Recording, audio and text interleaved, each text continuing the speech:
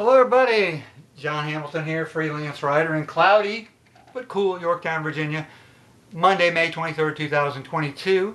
And yes, our boxer puppy is eating our furniture. The other boxer dog is grown, he's not doing it anymore. But so, I'm right up the road here in Yorktown, Virginia, Cornwallis' cave.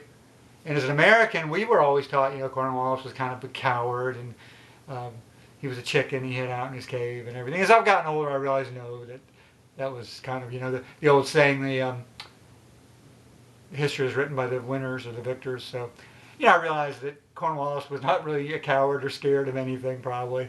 And he had a great career. In fact, so we're comparing Cornwallis versus Edward Braddock. And if you don't know who he was a great Scottish major general, just like his dad, same rank.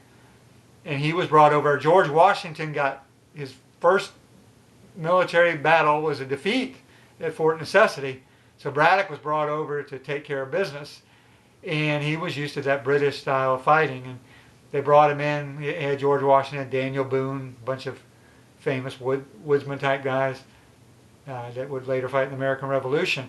And they wanted to get Fort Duquesne, which is now modern day Pittsburgh. There's Fort Pitt there too. And so really what it came down to me is neither Braddock or Cornwallis are bad generals. They both each had one bad day. That's what it came down to. They both had great careers. They had one bad day. Braddock, one very bad day.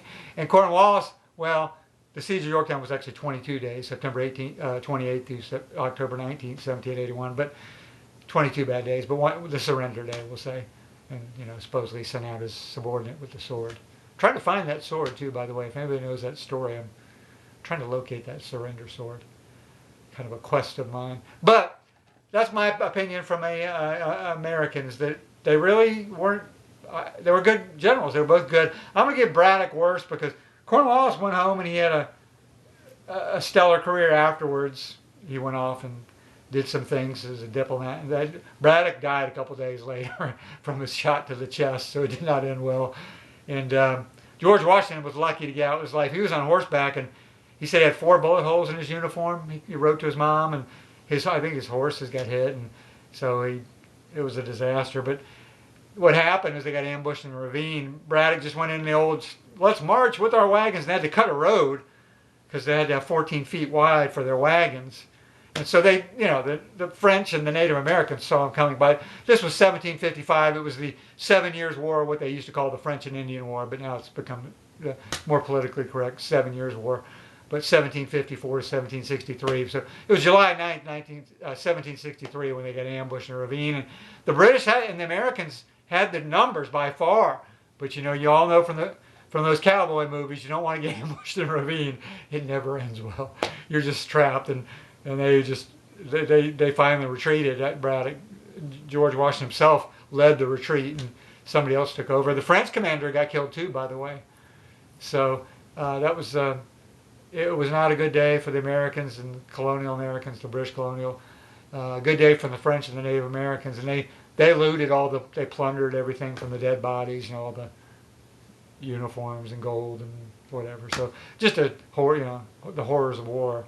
We glamorize it in the movies, but not so pretty. But George Washington said, at the Battle of Fort Necessity, the one before where he got beat, it was his only surrender. He said he feared that they would have all been killed.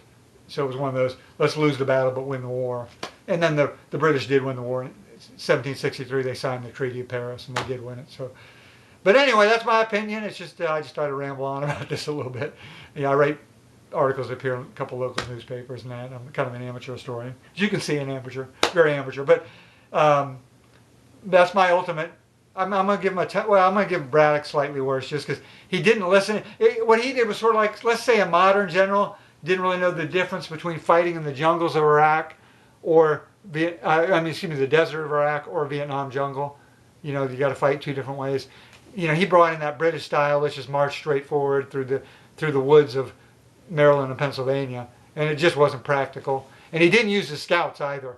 He didn't really take advantage of the scouts, the friendly scouts. He had about 100 of them, and he totally ignored them. And they would have definitely caught that ambush. So, but anyway, that's it. Tell me what you think, and see you for the next video. Goodbye.